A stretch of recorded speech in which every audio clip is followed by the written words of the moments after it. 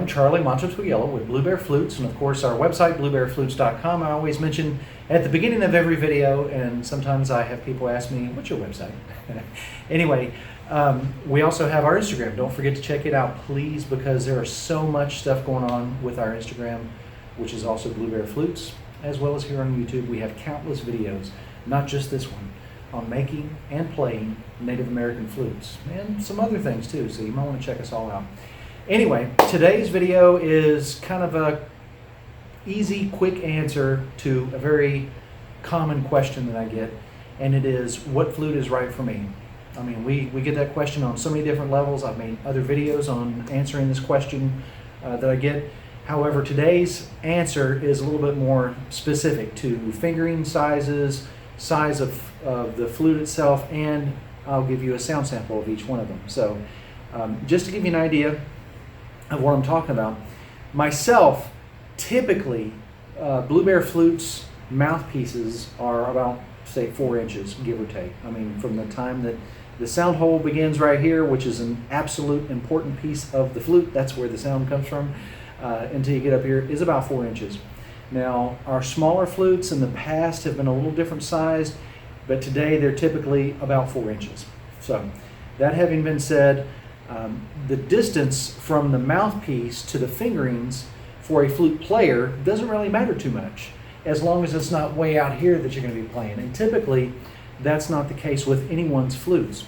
You might have a flute maker who makes a mouthpiece that is from here to there, maybe 6 or 8 inches, which is kind of lengthy, but even on this relatively low-tone flute, that wouldn't be too difficult as long as my arms are long enough to reach. You know, if they're standard size arms, I'm pretty well okay. The thing that you really should be concerned about is where the fingerings are. And if you have small hands, if you're getting a flute for a child or for someone who has disabilities, or countless reasons why you would want to know where these fingerings are.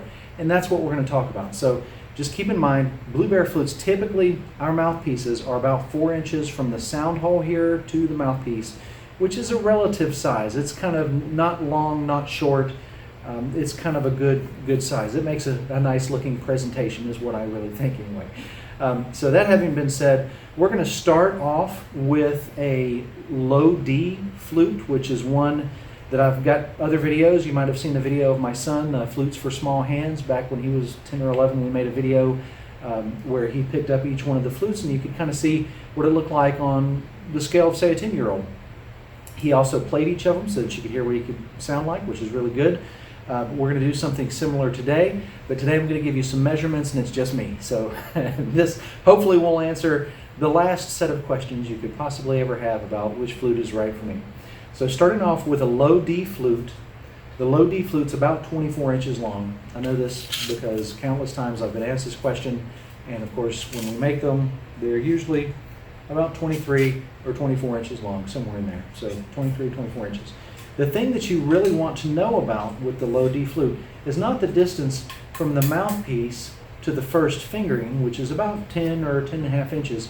The thing that you really want to know is this little bit of information right here. We're talking about a span of 7 inches is how far your fingers are all spaced apart. Now, this will be the first and only time I'll mention this in this video, but if you're playing a modern 6-hole flute that has a fingering here that you have to keep covered all the time, that's something you want to think about. Because if that fingering is right in between this set of 2 and that set of 3 holes, which is usually where modern 6-hole flute makers put this, if you're wondering what I'm talking about, we got videos on modern 6-hole flutes. Look at that. But if you're worried about that, you know, that could be a stretch for something that you have to keep covered all the time. And if you see my finger, I'm kind of binding, you know, down here to make it happen. But with this, you only have 2 and only 3. So this is actually incredibly comfortable. I couldn't really tell you enough. But about a 7-inch span, and they're roughly 1 inch to 1.5 inches apart, depending on which fingering we're talking about here. But you kind of see where we're at. If you need to pause the video, I recommend doing that. I'm going to go a little quicker on these others, but I just wanted you to see, you know, what we're talking about here. Now, having said all this too, we do have a downloadable page that kind of accompanies this video. It'll be in the description of the video, as well as on my info part of my website, as per usual. This is a low D flute to let you hear what a low D flute sounds like. Most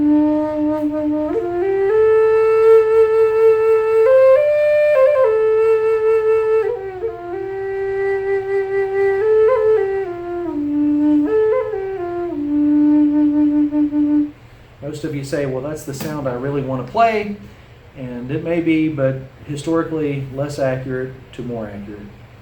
This is a key of E flute. Overall length is about 22 inches from top to bottom. Something like that. I mean, only so much you can do here. I could lay them all down and have you look at everything like that, but you know, this ain't rocket science. It's not rocket science making a Native American flute. It's not rocket science playing it. The span of the fingerings is about 6 inches between this fingering and that fingering. Once again, the distance from the top of the mouthpiece to the first fingering is about 10.5 inches. Not something that you really should be concerned with, as long as the mouthpiece isn't 20 inches long, where you'd have to reach like this. You should be okay. So just to give you a sound.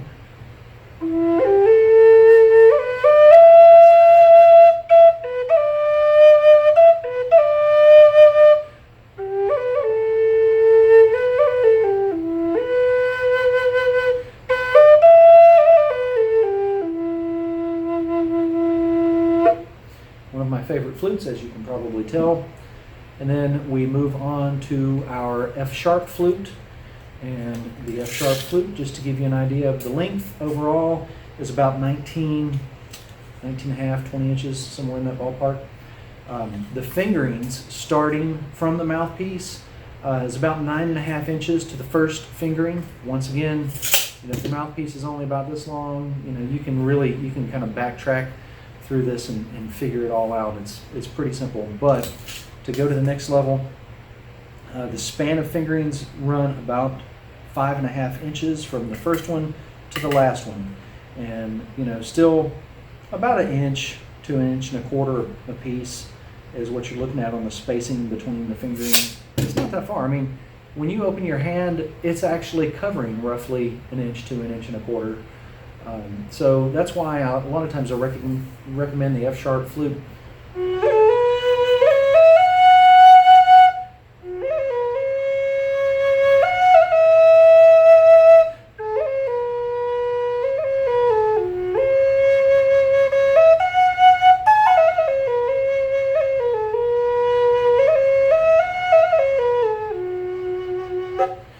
Once again, getting closer to historically accurate. Also a very played flute. The F-sharp flute is a real common flute from the 1980s, late 70s to today. The flute players, you may have heard professional flute players play F-sharp flutes on recordings, and it's kind of pretty common today. This is a G flute, which is actually one we have historical examples of. Flutes that are about 3/4 to 7/8 of an inch in diameter and about 18 inches long. These things here are something that you'll see, you know, historically semi-accurate, 18.5 inches, give or take. The distance between the mouthpiece and the first fingering is about 9 inches. Oh, I guess I shouldn't put this up, right? The span of the fingerings is about 5.25 inches. Honestly, the three here in the middle of these flutes, the F-sharp, the G, and the A, all use a very similar fingering pattern from Blue Bear Flutes. Other flute makers, I can't attest to what they're going to do, but I can tell you what I've seen in the shop. I've done repairs and, you know, rework jobs for people from other, even big professional name flute companies, and these fingerings are not in the same place as their fingerings. So please, you know, if you need to know what size XYZ's flute fingerings are, ask them, because I can't tell you what their flute fingerings are. And as a matter of fact, if you look at theirs and then look at mine, most of the time my fingering patterns here, because this one is actually a historical accurate flute, it's made, you know, to specifics, and then the rest of these actually were born off of this pattern. That having been said, these fingerings are going to be a lot closer together than what you'll find with most other flute makers, who either use an app to design their flutes, or they go by some flute club that they belonged to back 10 years ago that got a name for itself and don't let in members or whatever. I'm just saying, that's how other people do things. This is how I've done it. So keeping in mind my fingerings are pretty close together. Once again, this is just barely an 1.25 inch span. Looking at the fingerings though, you can tell the G and the F sharp are incredibly close. The A is also incredibly close. I mean, we're splitting hairs here literally. So this is a G flute. Once again, a flute that we have discovered historical examples of.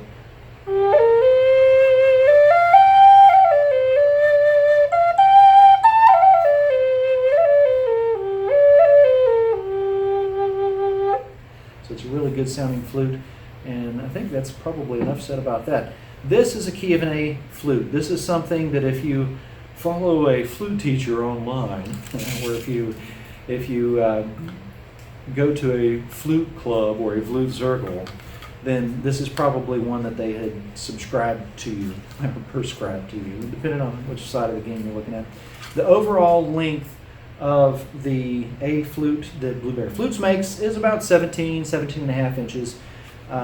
From the mouthpiece to the first fingering is still there again, around a 9-inch marker, somewhere in that ballpark. The span of the fingerings, there again, is incredibly close to actually 4.5 inches from the time you get to it. Can you think 4.5 inches? I'm going to lock this and show you. 4.5 inches is where my finger is. So between here and here is all of the fingerings on an A flute, on a key of A, mid-A flute. This is, this is where the number 440 comes from. That A, mid-A, or rather, oh God, I'm going to have some music people eat me up on this. A below middle C. Anyway, that's the span of fingerings. That's all the fingerings. That's all of them, right there. I mean, so easy stuff if you look at it from that perspective. A key of A flute, yes, a 3-year-old can probably play a key of A flute. This is what it sounds like, a historical example of a flute. This flute was made on a pattern that I had acquired from a friend from, let's just say, the eastern United States, if we could put it that way. Historically accurate flute.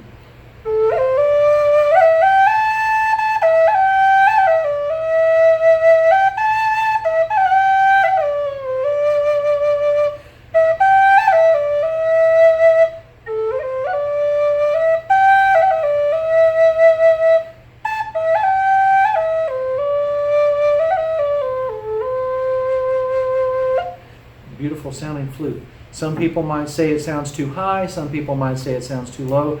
Contrasting with a low tone flute, it is most definitely a little higher, but it is a mid-range flute. F sharp, G, and A, mid-range flutes. The D and the E are kind of a low-range flute. We do make lower than that, but these are the ones we're talking about today. This is a B flute, key of B. Once again, a good flute in the historical range of Native American flute tone. It is about a total of 15 inches, give or take, usually 14, 15 inches. This one's mouthpiece is just a pinch before I started making them all exactly the same. So it's about 15 inches overall, and from the mouthpiece to the first fingering, you're looking at about 8.5 inches. And then going from each fingering to the next, we're talking about an inch in between each fingering, really, except for these two, and that is about 1.25 inches. Overall, about 4 inches from the time you start your fingerings to your last fingerings is about 4 inches. This is an excellent flute. My other favorite flute, they pair really well. We have a 5th drone is made with this and this. Any of you that follow us otherwise know that I really like the key of high B is one of my favorite flutes.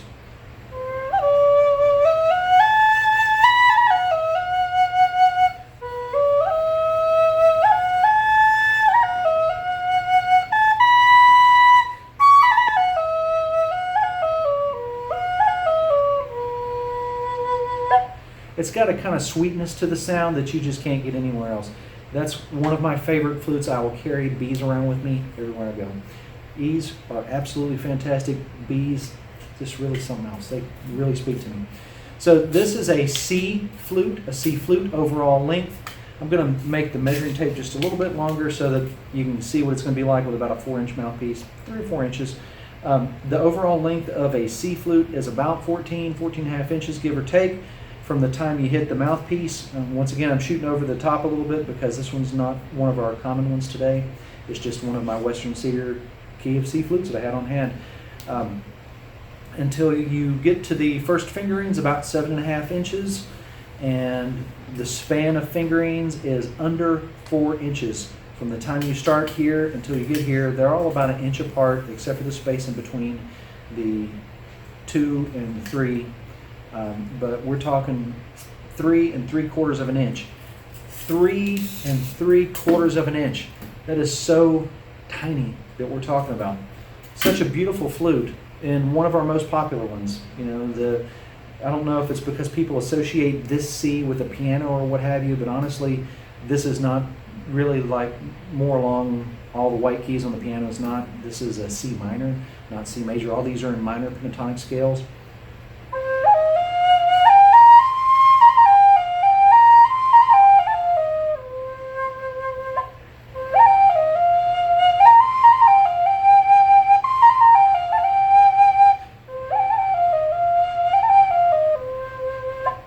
So really great little flute. Moving on to the next one, we have a key of high D, which is one of the highest toned keyed flutes that we offer. It is about 13 inches, give or take. Once again, the mouthpiece is a little bit different in length, so 13 and a half inches, something like that. From the time it goes from the mouthpiece to the first fingering, we're talking about 6.5 inches right there. I guess you can kind of see that. 6.5 inches from the mouthpiece to the first fingering. These fingerings are sometimes a little shorter than 1 inch. They're usually about 1 inch, give or take, but once again, the B, the C, and the D all use a similar fingering pattern, and it's a span of about 3.5 inches. So from the first fingering here to the last one is about 3.5 to 4 inches, 3.5, 3 inches. That is the highest tone flute that we offer. It's keyed.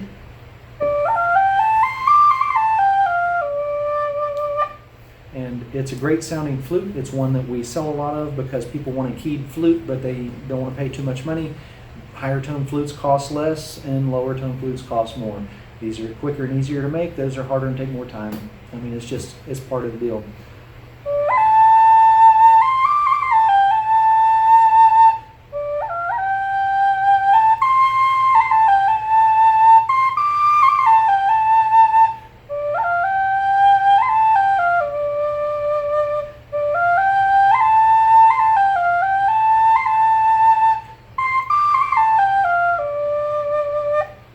So it's a great flute. If you need something in the key of high D, there are countless other examples of high D flute musical instruments, like a Chinese DT, for example, is one of my favorites that is in the key of high D, so and usually kind of minorish if I remember right. It also, being a D flute, plays along with violin and so many other reasons, but we'll talk about that in other videos. This is the last one I'm going to show you. This is one of our little people flutes. They have come a long way since the beginning. The full length of the little people flutes are about 10 inches. And I say about, they're almost all identical 10 inches. From the time the first mouthpiece first touches your lips to the first fingering is about 5 1/4 inches. And the span of all the holes are about 3 inches. And there again, these almost always exactly the same. It's a small flute. It is not a little kid's flute. It's a little people's flute, which is a Cherokee historical story. Blue Bear Flutes, we like to keep things historically accurate as much as possible, and then we like to offer the public what it is that they ask us for on a regular basis as well, but I'd like to let you know what is and what isn't, you know. So anyway, this is a little people flute that we have that basically is made to remember the stories of the Cherokee little people.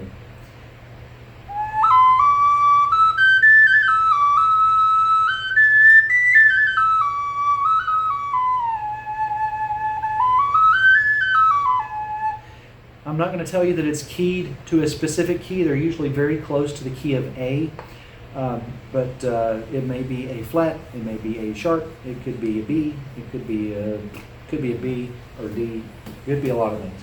This is a Little People flute. Very beautiful sounding, what a lot of people call a pocket flute. These qualify as pocket flutes. We call them backpack flutes because it'll fit in your pocket, but this one here you can kind of hide in your pocket. And then our low tones are larger.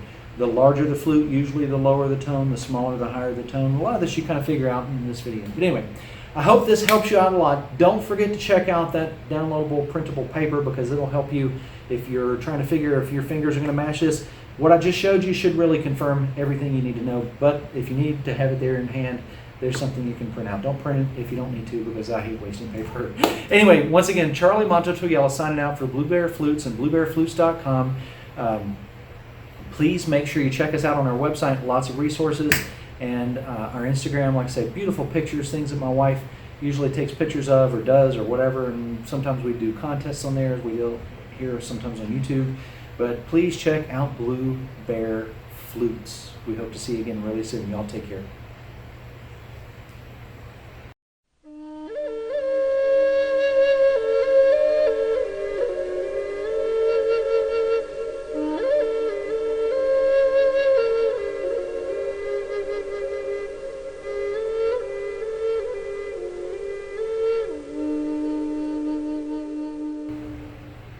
So remind me again, what is it that makes a real good, like a thumbnail for YouTube so that they'll, because I think it's crazy that they look at the picture and the picture determines what my ranking is on YouTube. So what makes a good, I got to do something like, okay.